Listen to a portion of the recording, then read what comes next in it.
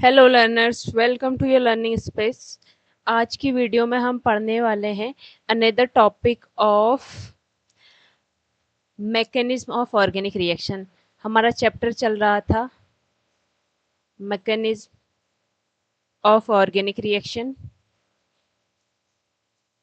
Organic reaction इसका next topic आज हम देखने वाले हैं।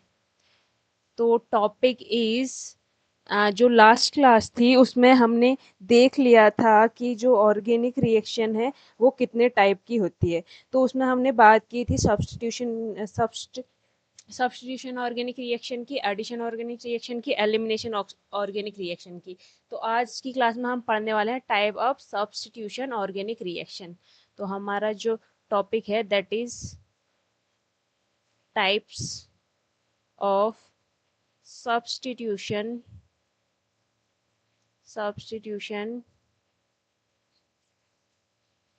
ऑर्गेनिक रिएक्शन या सब्स्टिट्यूशन रिएक्शन। ठीक है, अगर मैं टाइप ऑफ सब्स्टिट्यूशन रिएक्शन की बात करूं देन जो सब्स्टिट्यूशन रिएक्शन के टाइप है वो ऑलरेडी 3 टाइप हमें पता है कि क्या क्या रहते हैं: free radical, nucleophilic and electrophilic substitution reaction. तो हम स्टार्ट करने वाले हैं with nucleophilic substitution reaction. With nucleophilic substitution reaction. क्या होते हैं nucleophilic substitution reaction? Substitution reaction क्या होता है? जहाँ पर किसी मॉलिक्यूल के एक पार्ट को कोई दूसरा एटम या ग्रुप रिप्लेस कर देता है, यानी कि उसकी जगह खुद आ जाता है, यानी कि उसको सब्स्टिट्यूट कर देता है। तो ऐसी रिएक्शन को हम कहते हैं सब्स्टिट्यूशन रिएक्शन। अब अगर इस रिएक्शन में अगर ये रिएक्शन हमारा इस तरीके से है, ठीक है, और जो आने वाला या रिप्लेस करने वाला एटम है वो न्यूक्लियोफाइल है। हो क्या रहा है, ये हमारा मॉलिक्यूल है जहाँ पे सब्स्टिट्यूशन होगा, ये लिविंग ग्रुप है जो निकलेगा, ठीक है, और ये न्यूक्लियोफाइल है जो इस पर अटैक करेगा। इट मीन्स न्यूक्लियोफाइल अगर हमारा एटम या ग्रुप को रिप्लेस करता है, अगर हमारा ग्रुप या एटम को रिप्लेस करने वाला रिएजेंट जो है वो न्यूक्लियोफाइल है, तो सब्स्टिट्यूशन किसकी वजह से हो रहा है? सब्स्टिट्यूशन हो रहा है न्यूक्लियोफाइल की वजह से। तो ऐसे केस में जो ये सब्स्टिट्यूशन रिएक्शन होगी इसको हम न्यूक्लियोफिलिक सब्स्टिट्यूशन रिएक्शन कहेंगे। क्यों? क्योंकि जो ये सब्स्टिट्यूशन रिएक्शन हुई है ये हुई है न्यूक्लियोफाइल की वजह से, यानी कि न्यूक्लियोफाइल ने सब्स्टिट्यूट किया है लिविंग ग्रुप को। इट मीन्स ऐसी रिएक्शन जहाँ पर जो सब्स्टिट्यूशन होता है वो न्यूक्लियोफाइल की वजह से होता है, तो ऐसी रिएक्शन को हम कहेंगे न्यूक्लियोफिलिक सब्स्टिट्यूशन रिएक्शन।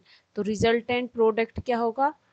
आर पे आ जाएगा न्यूक्लियोफाइल, और जो हमारा लिविंग ग्रुप है इस पे आ जाएगा नेगेटिव चार्ज। ठीक है, क्यों? क्योंकि जब लिविंग ग्रुप जाएगा नेगेटिव चार्ज आएगा और आर पे पॉजिटिव आएगा, तो उस पॉजिटिव पर ही तो न्यूक्लियोफाइल आएगा। इट मीन्स न्यूक्लियोफाइल वहीं पे आएगा जहाँ पॉजिटिव क्रिएट होगा, और पॉजिटिव क्रिएट होगा तो इसका मतलब एल हमारा जो लिविंग ग्रुप है वो नेगेटिव फॉर्म में ही निकलने वाला है। तो इसको कहते हैं न्यूक्लियोफिलिक सब्स्टिट्यूशन रिएक्शन, जहाँ पे जो सब्स्टिट्यूशन होता है वो होता है ड्यू टू न्यूक्लियोफाइल की वजह से होता है। ठीक है, नाउ जो न्यूक्लियोफिलिक सब्स्टिट्यूशन रिएक्शन है इसको फर्दर क्लासीफाई किया जाता है, और ये भी 2 टाइप का होता है।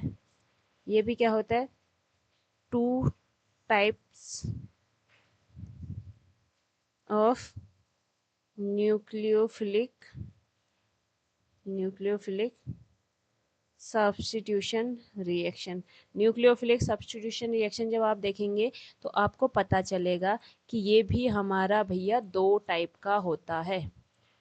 तो फर्स्ट इज, जो पहला है मेरे पास ये है SN2 रिएक्शन। SN2 रिएक्शन पहला न्यूक्लियोफिलिक सब्स्टिट्यूशन रिएक्शन का हम टाइप देख रहे हैं, और वो है SN2 रिएक्शन, जिसको बायोमोलिकुलर सब्स्टिट्यूशन रिएक्शन भी कहते हैं।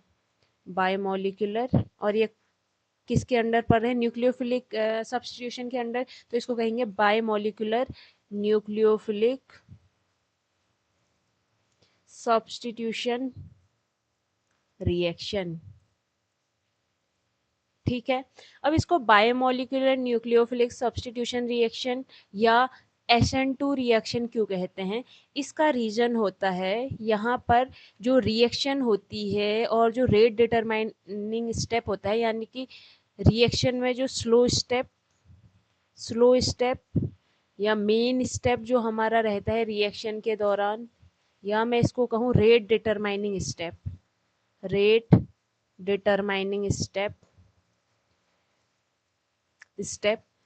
इस स्टेप के दौरान आपको देखने को मिलेगा कि यहाँ पर दो मॉलिक्यूल पार्टिसिपेट करते हैं, दैट्स वाई इस रिएक्शन को SN2 रिएक्शन कहा गया है। ये जो 2 है वो यहीं से आया है कि इसमें रेट डिटरमाइनिंग स्टेप यानी कि स्लो स्टेप में दो मॉलिक्यूल पार्टिसिपेट करते हैं, या यहाँ पर आपको साफ साफ देखने को मिल रहा है बायोमोलिकुलर, यानी कि दो मॉलिक्यूल यहाँ पर पार्टिसिपेट कर रहे होंगे। ठीक है, और एक और मेन पॉइंट है, ये जो रिएक्शन है 1 स्टेप में कंप्लीट होती है, जो ये रिएक्शन है वो कंप्लीट होगी 1 स्टेप में। ठीक है, तो अब रिएक्शन देख लेते हैं कौन सी रिएक्शन SN2 रिएक्शन में आएंगी। तो SN2 रिएक्शन के लिए मैं एग्जांपल ले रही हूँ। सबसे पहले ये मेरा एग्जांपल है, मैंने ले लिया एक कार्बन का ग्रुप जिस पर हमने लगा दिया क्लोरीन। ठीक है, और क्या होगा, यहाँ पर जो ये रिएक्टेंट है इस पर अटैक करेगा OH माइनस। अब देखो माइनस है, इसका मतलब न्यूक्लियोफाइल है। ठीक है, तो ये हमारा न्यूक्लियोफिलिक सब्स्टिट्यूशन रिएक्शन हो गया। अब ये जो रिएक्शन है ये एक ही स्टेप में कंप्लीट होगी, इसका मतलब यही आपका स्लो स्टेप है। ठीक है, और इस रिएक्शन के दौरान एक और मेन पॉइंट है जो आपको नोट करना पड़ेगा, दैट इज यहाँ पर एक हाइपोथेटिकल पेंटावेलेंट ट्रांजिशन स्टेट का फॉर्मेशन होता है। पेंटावेलेंट ट्रांजिशन स्टेट फॉर्म होती है। ठीक है, तो ये आपको यहाँ पर ध्यान रखना पड़ेगा कैसे होती है। देखो क्या हो रहा है, SN2 रिएक्शन है। ठीक है, तो SN2 रिएक्शन है, इसका मतलब स्लो स्टेप में दो मॉलिक्यूल होने चाहिए। ये हमारा पहला मॉलिक्यूल हो गया, ये दूसरा मॉलिक्यूल, इसका मतलब हम SN2 में ही चल रहे हैं। ठीक है, और न्यूक्लियोफिलिक है, इसका मतलब हमारे पास न्यूक्लियोफाइल होना चाहिए, यानी कि जो ये अटैक करने वाला है, जो सब्स्टिट्यूट करेगा, ये न्यूक्लियोफाइल हो गया। ठीक है, अब होगा क्या, यहाँ पर कैसे अटैक होता है, देखो SN2 रिएक्शन में कैसे अटैक होता है, ध्यान से देखना। ये यहाँ से लीविंग ग्रुप निकलेगा। अब एक ही स्टेप में रिएक्शन हो रही है, तो ध्यान देना, अगर रिएक्शन मेरी एक स्टेप में हो रही है, कभी भी अगर रिएक्शन एक स्टेप में हो रही है, तो भैया जिस साइड से इलेक्ट्रॉन या जिस साइड से ग्रुप निकल रहा है उसी साइड ये अटैक नहीं करेगा। क्यों? क्योंकि यहाँ पर वैसे ही एक टेंशन बना हुआ है, यहाँ पर इलेक्ट्रॉन जो है इस साइड से निकल रहे हैं, तो सामने से इलेक्ट्रॉन यहीं से आना पसंद नहीं करेगा। इसलिए पसंद नहीं करेगा क्योंकि इलेक्ट्रॉन के पास रहना पसंद नहीं करता है। तो इसका मतलब अगर एक साइड से इलेक्ट्रॉन निकल रहे हैं, एक साइड से ग्रुप अगर निकल रहा है, ग्रुप निकलेगा तो इलेक्ट्रॉन लेते हुए निकलेगा, तो अगर एक साइड से ग्रुप निकल रहा है तो इस टाइम जो हमारा न्यूक्लियोफाइल होगा वो दूसरी साइड से अटैक करेगा, क्योंकि पहली साइड से इलेक्ट्रॉन निकल रहे हैं तो यहाँ से अटैक होना मुश्किल है। ठीक है, तो जो न्यूक्लियोफाइल है वो हमारा बैक साइड से आएगा, और रिजल्टेंट आपको क्या देखने को मिलेगा, जो पहले जो पेंटावेलेंट हाइपोथेटिकल ट्रांजिशन स्टेट है वो कैसी देखने को मिलेगी। ये हमारा कार्बन, ये जो 3H है उनको मैं एज इट इज रखती हूँ। अब हमारा यहाँ जो ये पेंटागोनल ट्रांजिशन स्टेट है इसमें हम क्लोरीन को निकलता हुआ और OH को ऐड होता हुआ दिखाएंगे। तो इस साइड से हमें पता है कि क्लोरीन निकल रहा है, मैंने बॉन्ड इसको डैश डैश बॉन्ड से दिखा दिया है, क्योंकि अब ये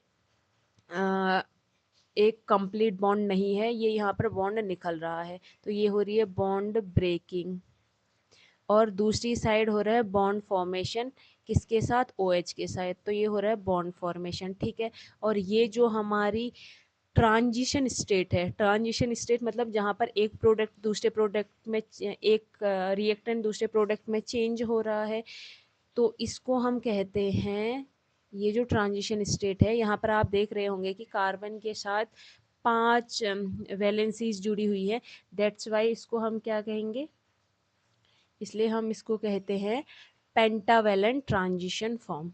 ठीक है, नेक्स्ट क्या होगा, ये ट्रांजिशन स्टेट है और ये हमारी एक ही स्टेप में रिएक्शन हो रही है, ये कोई दूसरा स्टेप नहीं है, सिर्फ ट्रांजिशन स्टेट को यहाँ पर शो किया है कि किस तरीके से बॉन्ड ब्रेक या बॉन्ड फॉर्मेशन होता है। नेक्स्ट क्या होगा, ये क्लोरीन हमारा कंप्लीटली निकल जाएगा और OH हमारा इससे अटैच हो जाएगा और इस तरीके से हमारा कंपाउंड देखने को मिलेगा, इन्वर्टेड यहाँ पर कंपाउंड देखने को मिलेगा, यानी कि पहले जो Cl हमारा जिस साइड था उसके अपोजिट साइड से नेक्स्ट OH आया है, यानी कि न्यूक्लियोफाइल आया है। ठीक है, तो अब मेरा सबसे पहली बात तो ये मेरी सब्स्टिट्यूशन रिएक्शन थी, कैसे यहाँ पर पता चल रहा है हमें, क्योंकि Cl को OH ने सब्स्टिट्यूट कर दिया है। नेक्स्ट ये मेरी न्यूक्लियोफिलिक सब्स्टिट्यूशन रिएक्शन थी, क्योंकि जो रिप्लेस करने वाला एटम ये है या ग्रुप है वो न्यूक्लियोफाइल है। और ये मेरी बायोमोलिकुलर न्यूक्लियोफिलिक सब्स्टिट्यूशन रिएक्शन थी, क्योंकि एक ही स्टेप में रिएक्शन कंप्लीट हुई है और न्यूक्लियोफाइल और रिएक्टेंट दोनों ने इस रिएक्शन में पार्टिसिपेट किया है, that's why this is SN2 reaction, यानी कि बायोमोलिकुलर न्यूक्लियोफिलिक सब्स्टिट्यूशन रिएक्शन। ठीक है, तो ये होती है nucleophilic biomolecular nucleophilic substitution reaction, यानी कि SN2 रिएक्शन। ये जो बायोमोलिकुलर न्यूक्लियोफिलिक सब्स्टिट्यूशन है, this is the full form of SN2 reaction. Okay, now अब देखेंगे कि देखो यहाँ पर ये जो रिएक्शन है ना, इसमें साफ साफ आपको क्या देखने को मिल रहा है, साफ साफ हमें देखने को मिल रहा है कि जो रेट डिटरमाइनिंग स्टेप यानी कि स्लो स्टेप है, यहाँ पर 2 मॉलिक्यूल पार्टिसिपेट कर रहे हैं। इसका मतलब जो रेट है, रेट ऑफ द रिएक्शन, वो हमें पता है कि स्लो स्टेप में जितने मॉलिक्यूल पार्टिसिपेट करते हैं उनके इक्वल होती है, यानी कि रिएक्टेंट और न्यूक्लियोफाइल, रिएक्टेंट और न्यूक्लियोफाइल दोनों पर डिपेंड करेगा। रेट ऑफ SN2 रिएक्शन इस रिएक्टेंट पर भी डिपेंड करेगा और न्यूक्लियोफाइल पर भी डिपेंड करेगा, क्योंकि स्लो स्टेप में दोनों यहाँ पर पार्टिसिपेट कर रहे हैं। इसका मतलब जो SN2 रिएक्शन है, इसका रेट होगा आपका सॉरी, रेट अगर दोनों पर डिपेंड कर रहा है तो इसका मतलब रेट हमारा किसको डिटरमाइन करता है, रेट से हम निकाल पाते हैं ऑर्डर। रेट में अगर हमारा रिएक्टेंट आ रहा है तो एक हमारा यहाँ से आ जाएगा और एक न्यूक्लियोफाइल आ रहा है तो एक यहाँ से आएगा। इसका मतलब ऑर्डर ऑफ द रिएक्शन की अगर हम बात करेंगे तो order of the reaction will be 2, एक रिएक्टेंट और एक न्यूक्लियोफाइल। ठीक है, तो SN2 रिएक्शन के लिए जो ऑर्डर ऑफ रिएक्शन होती है वो 2 होती है। अब बात करेंगे कि ऐसे कौन से फैक्टर है जो SN2 रिएक्शन को अफेक्ट करते हैं, जिनका SN2 रिएक्शन पर फर्क पड़ सकता है। ठीक है, now my topic is factor affecting SN2 reaction.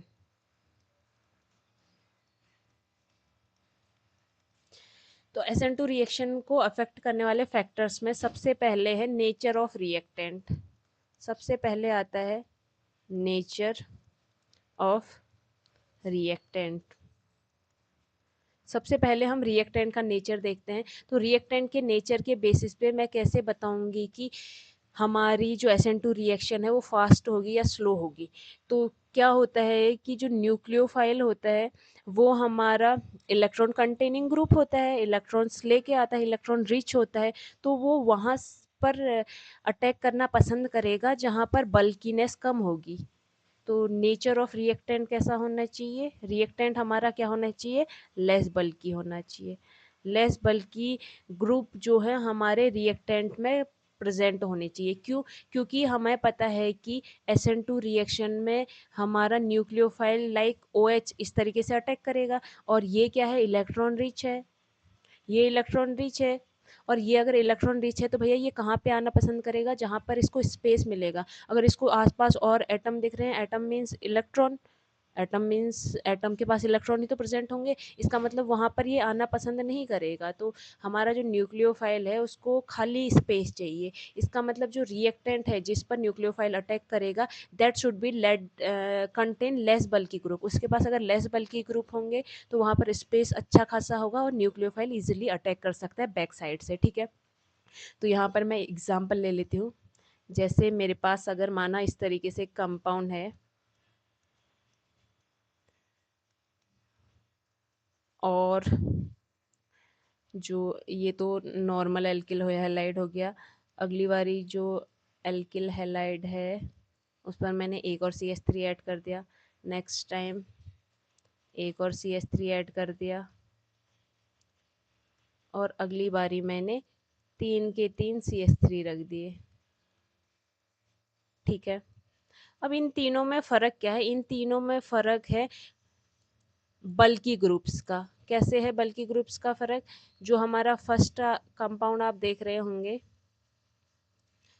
ये ध्यान से देखना, ये जो है इसमें सिर्फ हाइड्रोजन लगे हुए हैं, जबकि यहाँ पर CH3 लगा हुआ है तो बल्की हो गया। CH3 कैसे बल्की हो गया? अगर मैं CH3 को ओपन करूँ तो CH3 ऐसा होगा ना, H H H, ठीक है। इसी तरीके से आप यहाँ भी देखोगे तो CH3 भैया बल्की ग्रुप है और यहाँ भी CH3 देखोगे बल्की ग्रुप है। क्यों? क्योंकि कार्बन के पास 3 हाइड्रोजन और प्रेजेंट है। ये भी हमारा क्या हो गया? बल्की ग्रुप हो गया। अब न्यूक्लियोफाइल ने अटैक करना है, ये रिएक्टेंट है, ये सारे क्या है? मेरे रिएक्टेंट हैं, ठीक है। अब इन रिएक्टेंट का नेचर कैसा होना चाहिए उसकी हम बात कर रहे हैं। अब बल्की ग्रुप ने अटैक करना है तो बल्की ग्रुप भैया यहाँ तो ठीक है, इसके पास पीछे से बहुत जगह है, ये आ जाएगा और इजीली क्लोरीन को रिप्लेस कर लेगा। लेकिन जब यहाँ पर आएगा OH माइनस या कोई भी न्यूक्लियोफाइल तो उसको थोड़ी सी दिक्कत फेस करने को मिल सकती है। लेकिन अगर यहाँ आएगा तो यहाँ तो बहुत ज़्यादा दिक्कतें फेस करने को मिलेंगी, क्योंकि दो बल्कि ग्रुप है, स्टेयरिंग हिंड्रेंस है, पीछे जगह ही नहीं है। और सेम अगर यहाँ पर OH माइनस आना चाहेगा तो यहाँ तो भैया बिल्कुल नहीं आ पाएगा। ये क्यों नहीं आ पाएगा? यहाँ भी नहीं आ पाएगा। क्यों नहीं आ पाएगा? क्योंकि बल्कि ग्रुप प्रेजेंट है और जगह ही नहीं है पीछे से अटैक करने के लिए, तो OH पीछे से अटैक नहीं कर पाएगा। इसका मतलब जब मैं मेरा राइट टू लेफ्ट मूव करूंगी तो मुझे पता है कि जो रिएक्टेंट है उसमें बल्कीनेस जो है कम हो रही है। इधर की तरफ जाने पर जो मैं रिएक्टेंट मैंने ले रखे हैं इनकी बल्कीनेस, यहाँ पर जो रिएक्टेंट है वो बल्की नहीं है, तो मेरी जो रिएक्टेंट है उनकी बल्कीनेस डिक्रीज हो रही है और बल्कीनेस कम होगी तो न्यूक्लियोफाइल के लिए तो ऐसा ही चाहिए। तो इट मीन्स SN2 रिएक्शन की रिएक्टिविटी बढ़ेगी, ठीक है। तो SN2 रिएक्शन यहाँ पर तेजी से होगी। यहाँ पर SN2 रिएक्शन यानी कि पीछे से अटैक तेजी से होगा, जबकि इधर की तरफ हम जब जाएंगे तो SN2 रिएक्शन यहाँ पर होना मुश्किल है, ठीक है।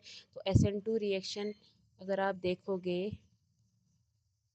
SN2 रिएक्शन तो सबसे ज़्यादा इसमें होगा, फिर इसमें होगा, फिर इसमें होगा, ठीक है। अगर मैं इसको ABCD मानूँ तो SN2 रिएक्शन मेरा सबसे ज़्यादा A में होगा, फिर B में होगा, फिर C में होगा, देन D में होगा। इन दोनों में तो पॉसिबल ही नहीं है, ठीक है। तो इस तरीके से रिएक्टेंट का नेचर SN2 रिएक्शन को अफेक्ट करता है। अगर रिएक्टेंट जो है बल्कि ग्रुप्स कंटेन किए हुए हैं तो वहाँ पर SN2 रिएक्शन ईजिली देगा ही नहीं, ठीक है।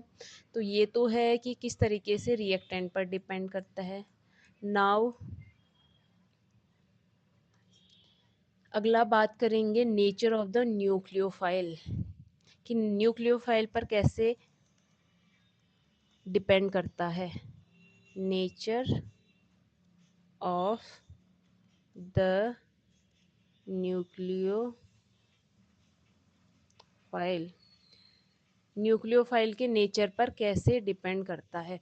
तो अगर मैं न्यूक्लियोफाइल के नेचर की बात करूं तो सबसे पहले क्या होगा, देखो जो न्यूक्लियोफाइल है इसमें क्या कैरेक्टर होना चाहिए। जो न्यूक्लियोफाइल आने वाला है वो एक तो लेस बल्की होना चाहिए। लेस बल्की क्यों होना चाहिए? क्योंकि भैया तुमने बैक साइड अटैक करना है। बैक साइड अटैक किसी भी मॉलिक्यूल में पीछे से अटैक तुम कब कर पाओगे? जब तुम्हारी खुद की बल्कीनेस कम होगी, ठीक है। लेस बल्की होगा तो ईजिली पीछे से आके, जैसे कोई कंपाउंड है इस तरीके से, और तुम्हारा जो न्यूक्लियोफाइल है, पहले OH माइनस है, लेस बल्कि है तो इजीली अटैक कर दे रहा है। अब आपकी बारी क्या है कि O के साथ कोई बड़े बड़े ग्रुप लगे हुए हैं, तो ये यहाँ पर क्या करेगा, इजीली अटैक नहीं कर पाएगा। तो इसका मतलब बल्कीनेस कम होनी चाहिए, तभी जाके जो न्यूक्लियोफाइल है वो SN2 रिएक्शन अच्छे से देगा। ठीक है, तो SN2 रिएक्शन के लिए न्यूक्लियोफाइल सबसे पहले तो खुद लेस बल्कि होना चाहिए और मोर बेसिक होना चाहिए। मोर बेसिक मतलब इलेक्ट्रॉन जो है अच्छे से डोनेट करे। मोर बेसिक होगा तो ईजिली इलेक्ट्रॉन डोनेट करेगा और जो दूसरा लिविंग ग्रुप है उसको रिप्लेस कर देगा। ठीक है, जैसे ये है मेरा कंपाउंड, ये Cl है। अब Cl भैया, Cl के पास देखो, Cl का बेसिक कैरेक्टर से ज़्यादा अगर मैं यहाँ पे आयोडीन डाल दूँ, ठीक है, अब Cl तो फिर भी यहाँ पर इलेक्ट्रॉन देना पसंद करेगा। आयोडीन अगर इलेक्ट्रॉन देना पसंद नहीं करेगा तो क्या आयोडीन यहाँ पर अटैक करके Cl को निकाल देगा? नहीं। ठीक है, तो इट मीन्स ये कहना चाहता है कि भैया अगर तुम्हें ये रिएक्शन करवानी है तो जो बेसिक कैरेक्टर ऑफ आने वाला ग्रुप यानी कि इनकमिंग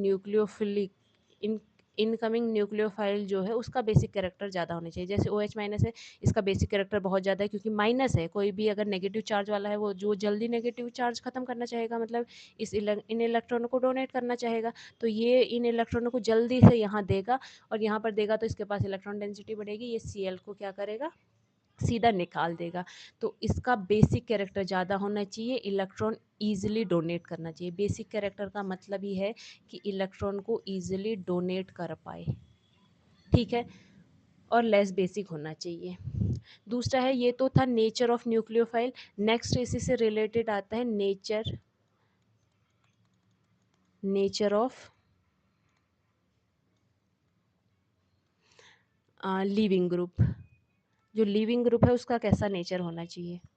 तो नेचर ऑफ लिविंग ग्रुप क्या होगा, देखो Cl ने यहाँ से निकलना है तो भैया जो लिविंग ग्रुप है उसका जो नेचर है वो लेस बेसिक होना चाहिए।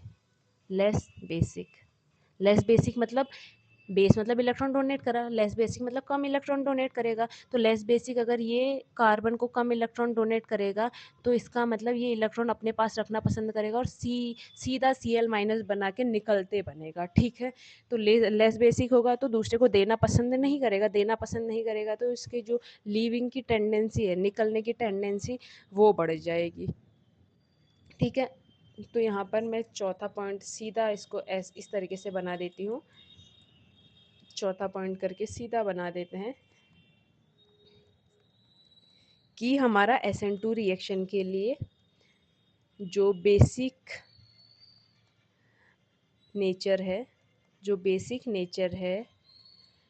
That should be greater for nucleophile के लिए वो ज़्यादा होनी चाहिए। किससे? लिविंग ग्रुप से।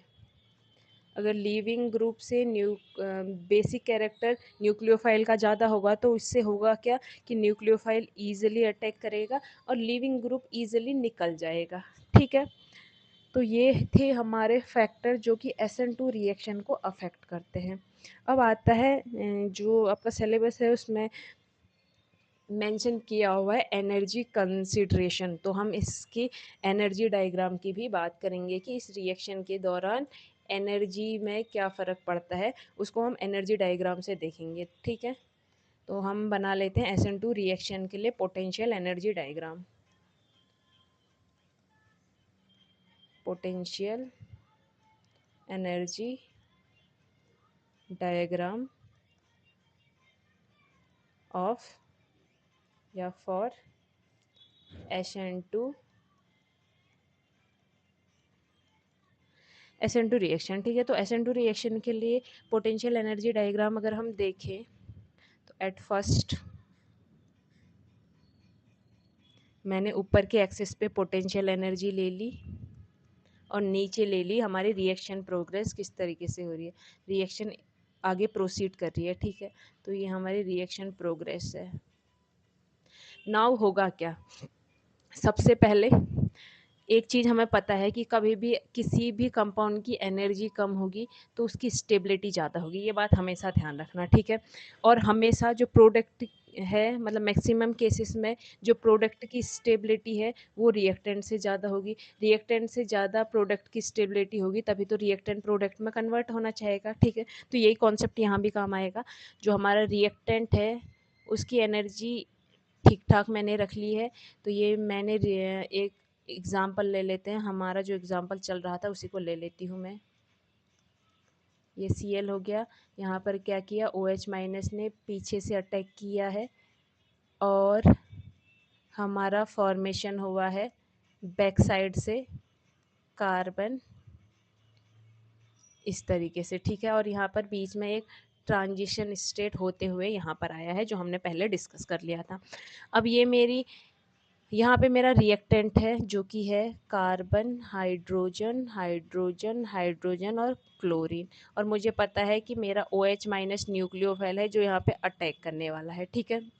तो ये तो हमारे रिएक्टेंट हो गए। अब जो प्रोडक्ट होगा ना, वो प्रोडक्ट की जो स्टेबिलिटी होगी वो ज़्यादा होगी। अब स्टेबिलिटी ज़्यादा होगी तो ऊपर की तरफ एनर्जी बढ़ रही है तो एनर्जी कम होगी।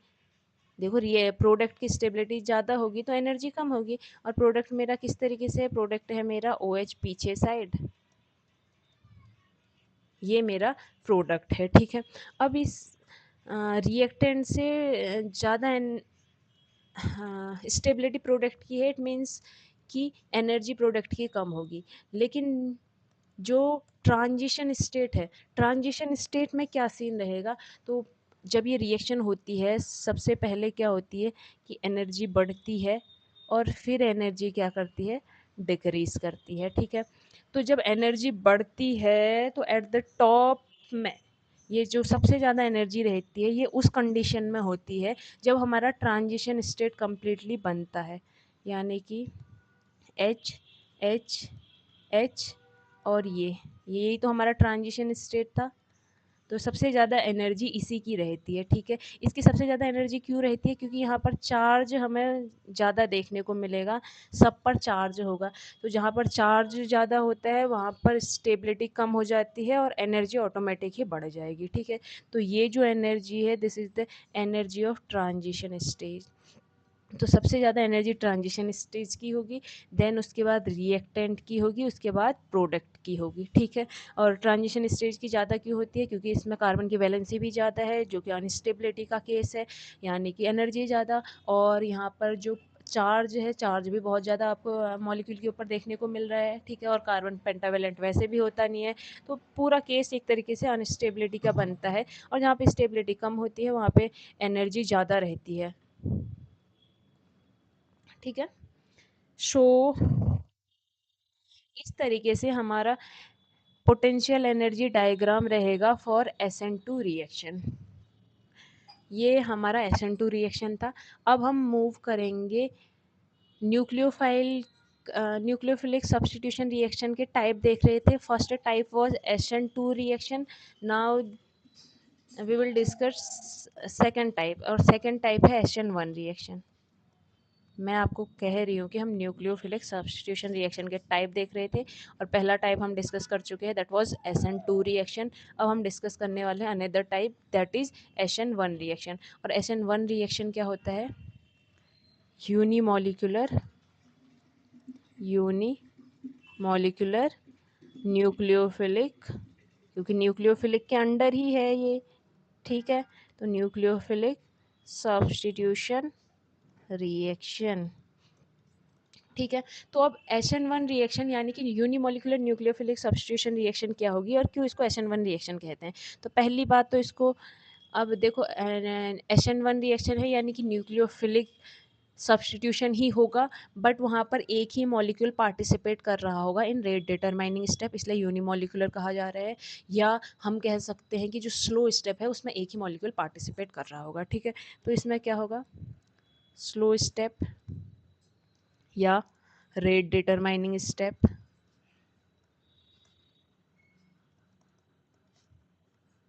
रेट डिटरमाइनिंग स्टेप में आप देखेंगे कि एक ही मॉलिक्यूल पार्टिसिपेट कर रहा होगा, only one molecule will be participate, ठीक है, इसलिए इसको SN1 रिएक्शन कहते हैं। ये 1 जो नंबर है यहीं से आ रखा है, ठीक हो गया।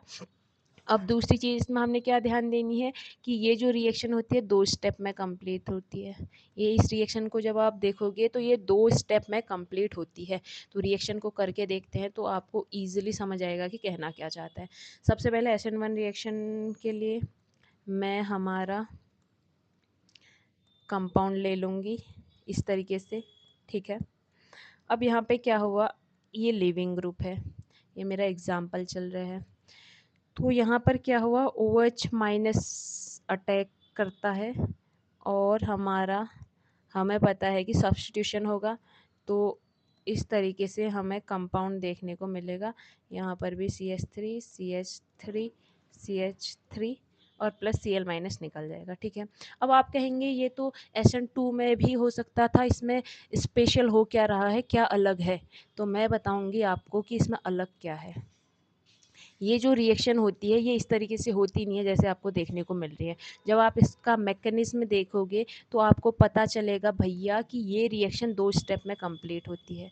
ये रिएक्शन 2 स्टेप में कंप्लीट होती है, ठीक है। अब ये SN2 रिएक्शन क्यों नहीं है, ये SN2 रिएक्शन क्यों नहीं है वो मैं बताती हूँ। ये SN2 रिएक्शन इसलिए नहीं है क्योंकि यहाँ पर है बल्कि ग्रुप, और इन बल्कि ग्रुप की प्रेजेंस में OH का बैक साइड अटैक नहीं हो सकता है। अब OH का बैक साइड अटैक नहीं हो सकता है, न्यूक्लियोफाइल बैक साइड अटैक नहीं करेगा, इट मीन्स ये आपकी SN2 रिएक्शन तो नहीं होगी। अब SN2 रिएक्शन नहीं होगी तो SN1 रिएक्शन होगी, और SN1 रिएक्शन कैसे होगी वो देखते हैं। तो ये 2 स्टेप में कंप्लीट होती है, बताया मैंने। फर्स्ट स्टेप में क्या होता है, फर्स्ट स्टेप में हमारा सिर्फ एक ही रिएक्टेंट पार्टिसिपेट करता है जो कि हमारा स्लो स्टेप भी रहता है। तो ये रिएक्टेंट हमारा पार्टिसिपेट करता है, ठीक है। और क्या होता है, स्लो स्टेप है ये, दिस इज स्लो स्टेप या रेट डिटरमाइनिंग स्टेप हम जिसको कहते हैं।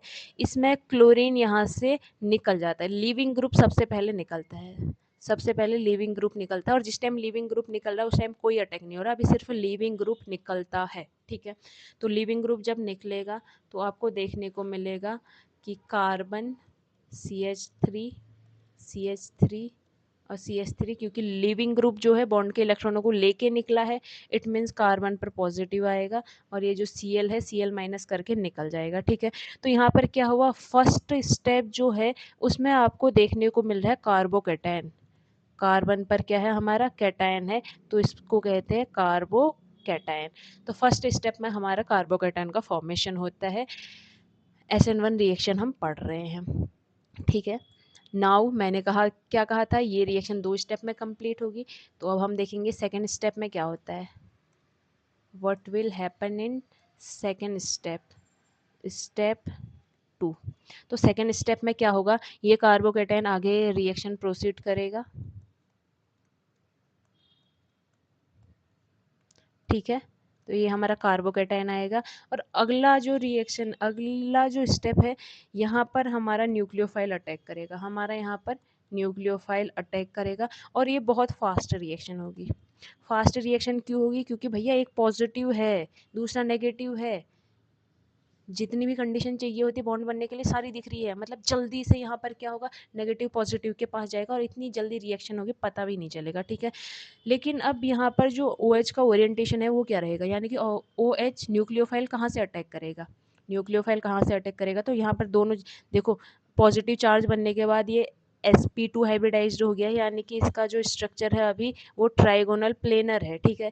इसका मतलब हमारा जो ऑक्सीजन है इस साइड से भी OH है वो इस साइड से भी अटैक कर सकता है और दूसरी साइड से भी, ठीक है। तो दोनों साइड से अगर अटैक कर सकता है तो हमें यहाँ पर दोनों टाइप के प्रोडक्ट देखने को मिलेंगे। दोनों टाइप के प्रोडक्ट मतलब OH का पीछे साइड वाला प्रोडक्ट भी और आगे साइड वाला प्रोडक्ट भी। आगे साइड मतलब जहाँ से हमारा Cl गया है वहीं से OH आ भी सकता है। इन्वर्टेड प्रोडक्ट भी आपको देखने को मिल सकता है और रिटेंशन प्रोडक्ट भी आपको देखने को मिल सकता है, ठीक है।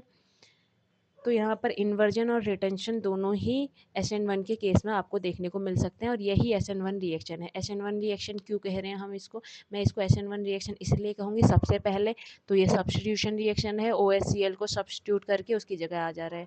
देखो क्या हो रहा है, ये जो OH है इसने इस Cl को सब्स्टिट्यूट करके इसकी जगह ले ली, तो सब्स्टिट्यूशन हुआ है।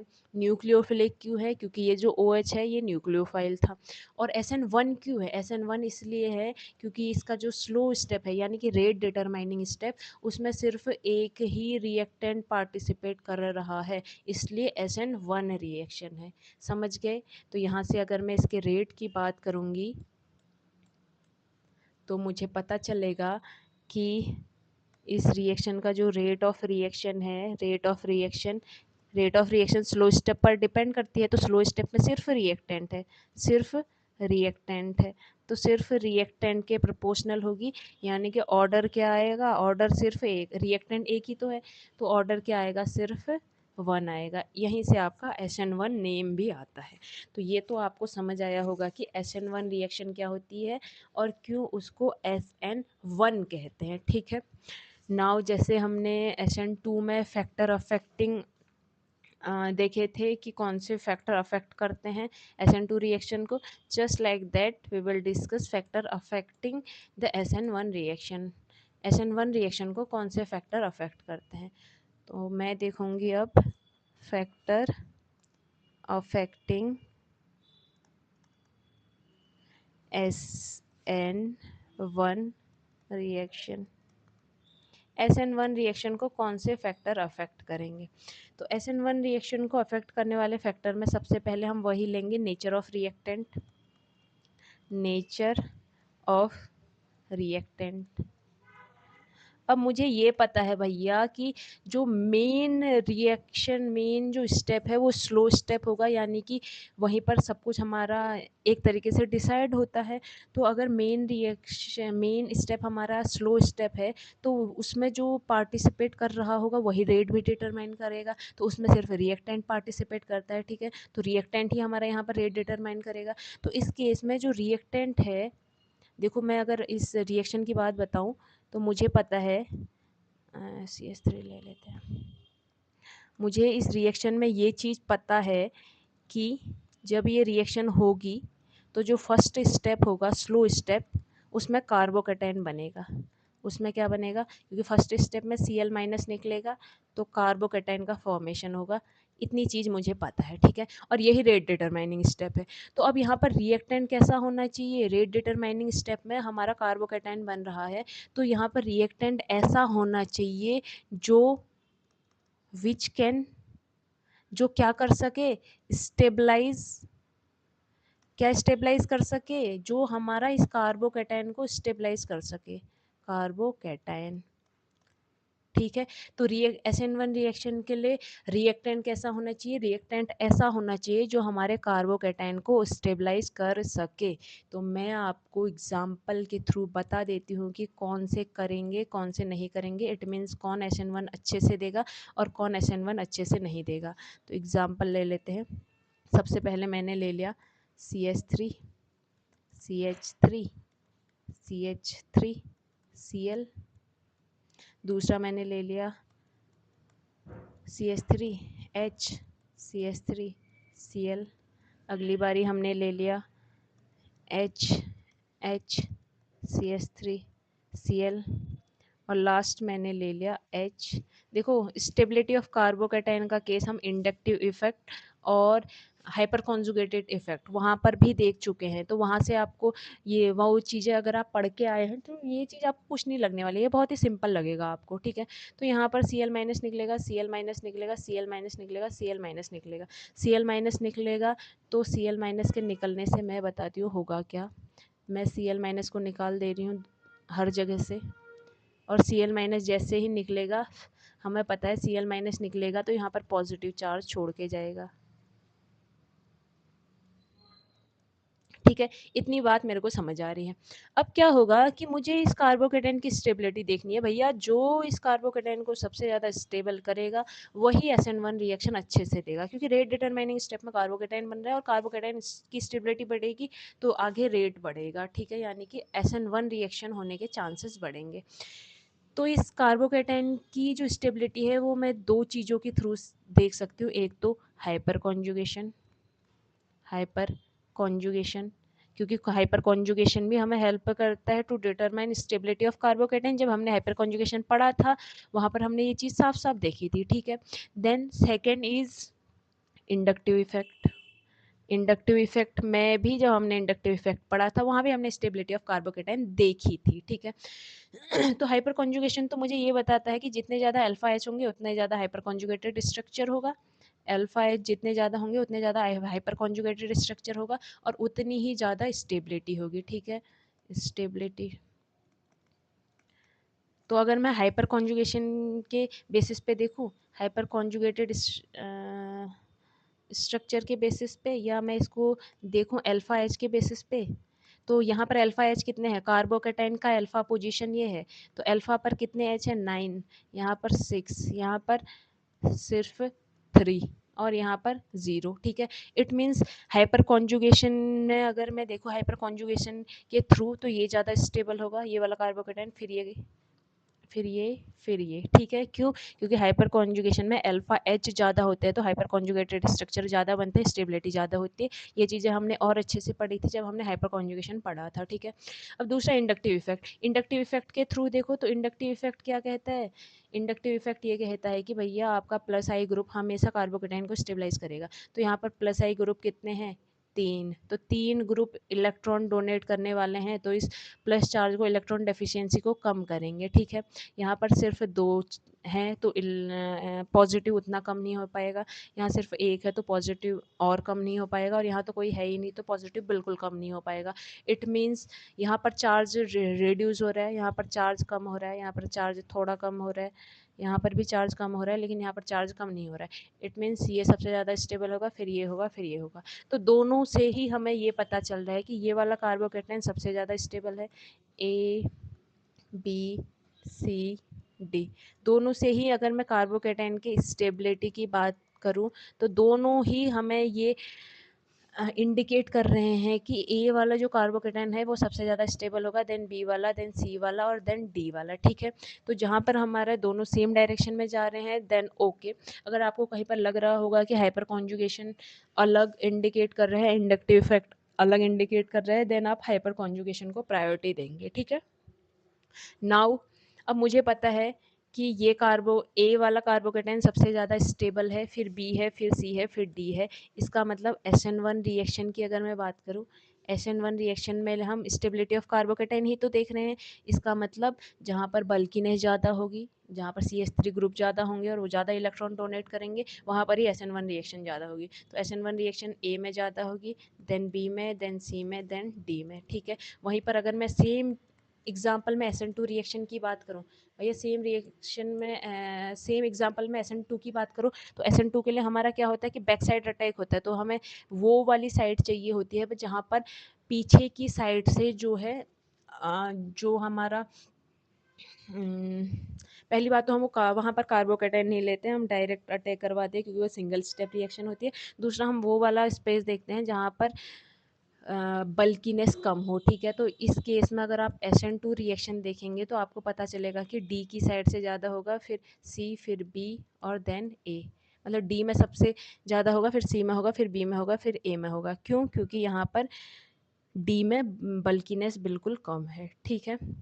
तो ये तो है कि SN1 रिएक्शन के लिए कैसा रिएक्टेंट होना चाहिए। SN1 रिएक्शन के लिए ऐसा रिएक्टेंट होना चाहिए जो SN1 में बनने वाले कार्बोकेटाइन को स्टेबलाइज कर सके, ठीक है। तो ऐसा रिएक्टेंट होना चाहिए, ये हमने देख लिया है। नाउ सेकंड फैक्टर देखेंगे। Second factor is nature of nucleophile. Nature of nucleophile. अब क्योंकि मुझे पता है, बिकॉज आई न्यू दैट कि जो SN2 रिएक्शन होती है उसमें जो हमारा सबसे पहले क्या होता है, लीविंग ग्रुप निकलता है और कार्बोकेटाइन बनता है। देन अगले स्टेप में, ये पहला स्टेप है, ये सेकेंड स्टेप है। अगले स्टेप में क्या होता है, कार्बोकेटाइन में हमारा कोई न्यूक्लियोफाइल आता है, फिर वो अटैक करता है, देन आगे प्रोडक्ट बनता है, ठीक है। और ये हमारा जो स्टेप है, फर्स्ट वाला स्टेप, यही स्लो स्टेप है, यही हमारा मेन स्टेप है। तो हमारा जो स्लो स्टेप है, रेट डिटरमाइनिंग स्टेप है या मेन स्टेप है, उसमें न्यूक्लियोफाइल है ही नहीं। साफ देख रहे हो, ये देखो, ये है मेन स्टेप। इसमें क्या आपको न्यूक्लियोफाइल दिख रहा है? नहीं।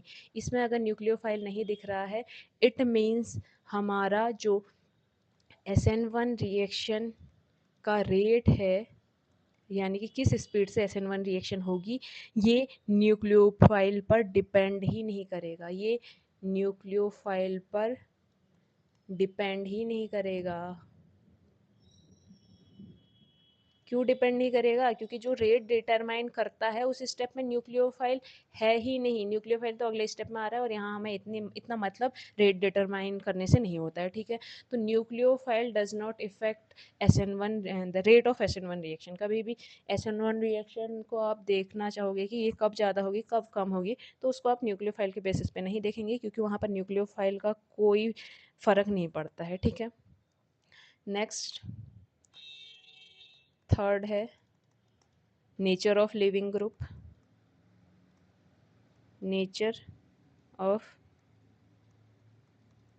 लिविंग ग्रुप, देखो लिविंग ग्रुप का नेचर से फ़र्क पड़ेगा या नहीं। लिविंग ग्रुप यहाँ पर निकल रहा है और ये स्लो स्टेप ही है, इट मीन्स लिविंग ग्रुप का फ़र्क पड़ेगा, ठीक है। तो लिविंग ग्रुप क्या होना चाहिए? Leaving group should be less basic. Less basic, less basic मतलब लेस बेसिक होगा तो इसको कम देगा, इसको कम देगा तो खुद ही निकल के खुद ही लेके निकलना चाहेगा। खुद ही लेके निकलेगा तो जल्दी कार्बोकेटाइन बनेगा। इसका मतलब हमारा SN1 रिएक्शन अच्छे से प्रोसीड करेगी। तो nature of leaving group should be less basic for both SN1 and SN2 reaction, ताकि लिविंग ग्रुप अच्छे से निकले और हमारा जो बाहर का न्यूक्लियोफाइल है वो अटैक कर पाए, ठीक है। देन इसका एनर्जी डायग्राम देखेंगे। अब हम देखेंगे एनर्जी डायग्राम ऑफ या potential energy diagram of SN1 reaction. Next topic है potential energy diagram of SN1 reaction. अब भैया मुझे पता है कि अगर SN1 रिएक्शन है तो ऐसी होगी, कैसी होगी? 2 स्टेप में कंप्लीट हो रही होगी। पहले स्टेप में CH3 CH3 CH3 Cl। First step में हमारा क्या हो रहा होगा, जो कि स्लो स्टेप है, यहाँ पर हमारा Cl माइनस निकलेगा। Cl माइनस निकलेगा तो कार्बन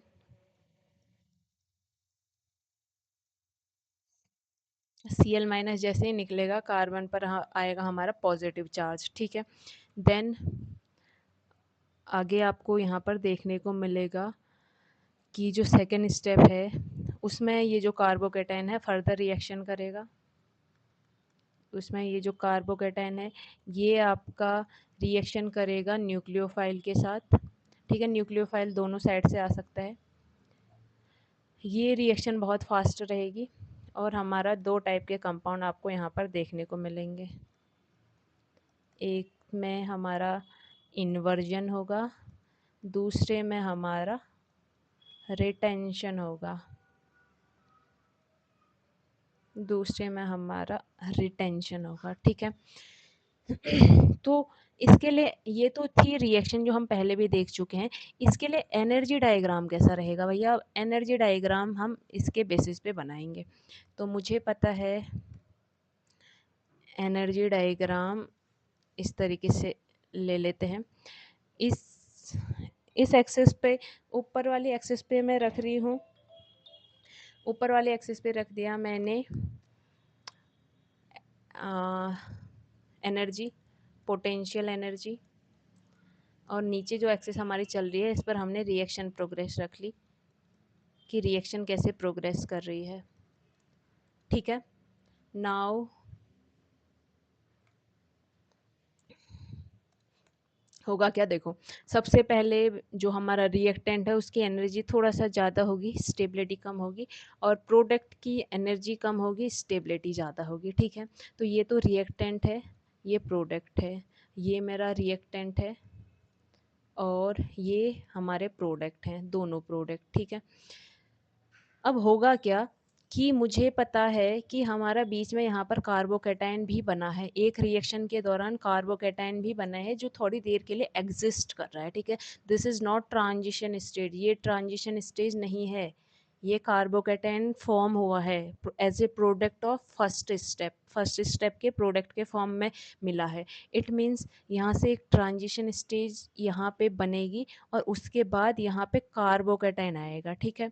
फिर इस कार्बोकैटायन की स्टेबिलिटी उतनी ज़्यादा होगी नहीं, क्योंकि पॉजिटिव चार्ज और पॉजिटिव चार्ज वाली स्पीसीज की जो एनर्जी है होती है वो ज़्यादा ही रहती है और स्टेबिलिटी कम ही रहती है, ठीक है। तो यहाँ पर इसकी एनर्जी लाई करेगी, फिर उसके बाद इसकी भी कुछ ट्रांजिशन स्टेज बनेगी और उसके बाद आपका प्रोडक्ट बनेगा।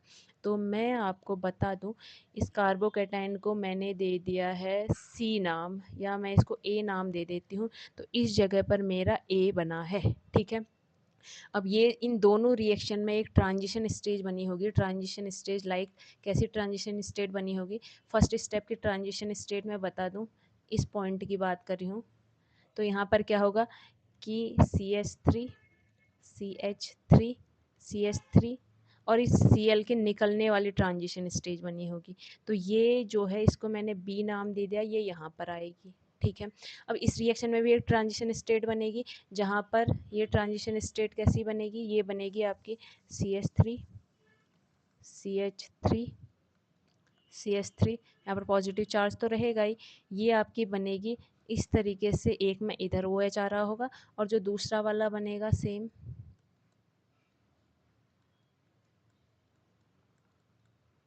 उसमें इधर OH आ रहा होगा, ठीक है। तो यहाँ पर हमें क्या समझ आ रहा है कि दो ट्रांजिशन स्टेज का फॉर्मेशन होता है, इसको मैंने सी नाम दे दिया। तो दूसरी ट्रांजिशन स्टेज मेरी यहाँ पर बनेगी, ये हमारा रिएक्टेंट है जो कि ये है, ठीक है। इसकी एनर्जी प्रोडक्ट के कंपैरिजन में ज़्यादा होगी क्योंकि स्टेबिलिटी कम होगी, तभी तो वो प्रोडक्ट का फॉर्मेशन करना चाहता है। देन उसके बाद फर्स्ट ट्रांजिशन स्टेज ये आएगी, ठीक है, ये ट्रांजिशन स्टेज फर्स्ट है। ऐसे ट्रांजिशन स्टेज साफ साफ यहाँ पर दिखाने की कोई ज़रूरत नहीं है, बस एनर्जी डायग्राम में ये जो पॉइंट है वो किसको रिप्रेजेंट करना है ये मैंने आपको समझाना है, तब मैं बता रही हूँ। तो ये फर्स्ट ट्रांजिशन स्टेज आएगी जिसको मैंने बी नाम दिया है, वो यहाँ पे इसकी एनर्जी बहुत ज़्यादा होगी क्योंकि यहाँ पर इलेक्ट्रॉन क्या हो रहे हैं, निकल रहे हैं। जहाँ पर भी बॉन्ड ब्रेक हो रहा होगा या बॉन्ड फॉर्मेशन होता हुआ देखने को मिल रहा होगा, वहाँ पर एनर्जी बहुत ज़्यादा रहती है, ठीक है। देन फिर इसका क्या होगा, फिर यहाँ पर प्रोडक्ट कार्बोकैटायन बन जाएगा, और ये कार्बोकैटायन क्योंकि जब ये स्टेबल होगा तभी तो बन रहा होगा। हमने क्या कहा, SN1 रिएक्शन में कार्बोकैटायन स्टेबल होना चाहिए, और SN1 रिएक्शन हो रही है इसका मतलब कार्बोकैटायन स्टेबल होगा। तो कार्बोकैटायन स्टेबल होगा तो उसकी एनर्जी फिर नीचे आएगी, ये कार्बोकैटायन की स्टेबिलिटी है ना, ये कार्बोकैटायन का एनर्जी लेवल है, ठीक है। अब ये इसकी एनर्जी रिएक्टेंट की एनर्जी से कम नहीं होती है, यानी कि रिएक्टेंट से ज़्यादा स्टेबल ये होता नहीं है। इवन ये स्टेबल कार्बोकैटायन है, स्टिल ये कार्बोकैटायन है, क्योंकि पॉजिटिव चार्ज है तो स्टिल ये अनस्टेबल रहेगा, एनर्जी इसकी ज़्यादा रहेगी रिएक्टेंट के कंपैरिजन में, ठीक है। फिर ट्रांजिशन स्टेज सेकंड बनेगा ये, फिर यहाँ पर रिएक्शन फॉर्मेशन देखने को मिल रहा है तो इसकी एनर्जी फिर ऊपर जाएगी, और अगली बारी क्या होगा, प्रोडक्ट का फॉर्मेशन होगा। यहाँ पर प्रोडक्ट का फॉर्मेशन होगा तो आपको क्या देखने को मिलेगा कि जो प्रोडक्ट है इसकी एनर्जी बहुत कम होती है, स्टेबिलिटी बहुत ज़्यादा होती है, ठीक है। तो मैं यहाँ पर एक दो टर्म आपको बता देती हूँ। ये जो है ये एक्टिवेशन एनर्जी होती है। एक्टिवेशन एनर्जी मतलब रिएक्टेंट को आगे प्रोडक्ट में कन्वर्ट होने के लिए कितनी एनर्जी की रिक्वायरमेंट है। यहाँ पे एक्टिवेशन एनर्जी फर्स्ट है और ये जो है एक्टिवेशन एनर्जी सेकेंड है, ठीक है। और अगर बात करें SN2 रिएक्शन में, SN2 रिएक्शन तो SN2 रिएक्शन का केस ऐसा होता है, ये प्रोडक्ट है, ये रिएक्टेंट है, ये ट्रांजिशन स्टेज है, तो ये इसकी एक्टिवेशन एनर्जी इतनी ये रहती है, ठीक है। तो एक्टिवेशन एनर्जी है कि रिएक्टेंट को प्रोडक्ट में कन्वर्ट होने के लिए कितनी एनर्जी की रिक्वायरमेंट है, ठीक हो गया। ये मेरा है concept of energy diagram. Now SN1 और SN2 कंप्लीट होती है। अब मैं दोनों की स्टीरियो बता देते हैं एक बार। अगर मैं SN1 और SN2 की स्टीरियो की बात करूं तो stereo chemistry of SN1 reaction and SN2 reaction. SN1 reaction और SN2 रिएक्शन के लिए स्टेबिलिटी की अगर बात करें तो सबसे पहले SN2 रिएक्शन की बात करूँगी, SN2 रिएक्शन के लिए स्टेबिलिटी की बात करूँगी। तो जो SN2 रिएक्शन होती है वो हमें पता है किस तरीके से होती है। SN2 रिएक्शन में सबसे मेन बात तो हमने ये ध्यान रखना है कि भैया बल्कीनेस कम होनी चाहिए, ठीक है। स्लो स्टेप है और OH माइनस अटैक करेगा, बैक साइड अटैक करेगा, ठीक है। बैक साइड अटैक करेगा तो यहीं पर हमारी स्टीरियो पता चल जाती है कि बैक साइड अटैक करेगा, यहाँ से Cl निकलेगा, तो ये H है हमारा, ये H सेम है, ये H भी यहीं पर रहेगा और OH हमारा पीछे की साइड से आएगा। इसका मतलब जो हमारा कॉन्फ़िगरेशन है अब वो उल्टा हो गया, ठीक है। तो यहाँ पर हमें इन्वर्टेड प्रोडक्ट देखने को मिलेगा और स्टीरियो कैसी देखने को मिलेगी, इन्वर्जन ऑफ कॉन्फ़िगरेशन। जो कॉन्फ़िगरेशन था यहाँ पर हमें वो अब उल्टा होते हुए देखने को मिल रहा है। तो इसकी स्टीरियो रहती है inversion of configuration, inversion of configuration, ठीक है। नाउ देखेंगे बी।